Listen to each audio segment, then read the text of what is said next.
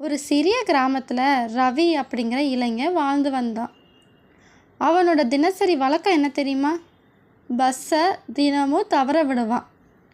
அதை தினமும் பார்த்துக்கிட்டு இருந்த ஒரு வயதான தாத்தா ரவியை கூப்பிட்டு, நீ ஏன் தினமும் பஸ்ஸை அப்படி தவற விட்டுக்கிட்டே இருக்கிற அப்படின்னு கேட்டார்.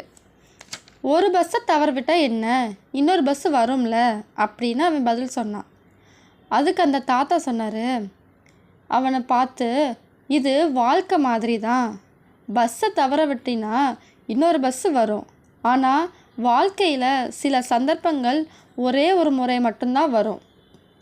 அது அவனுக்கு எப்படியோ புரிஞ்சிருச்சு. அன்னையிலேருந்து ரவி தாமதிக்காமல் எந்த ஒரு சந்தர்ப்பத்தையுமே தவற விடாமல் வாழ ஆரம்பித்தான்.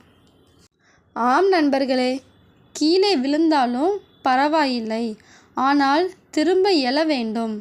வாழ்க்கையின் முக்கியமான சந்தர்ப்பங்களை தவற விடாதே.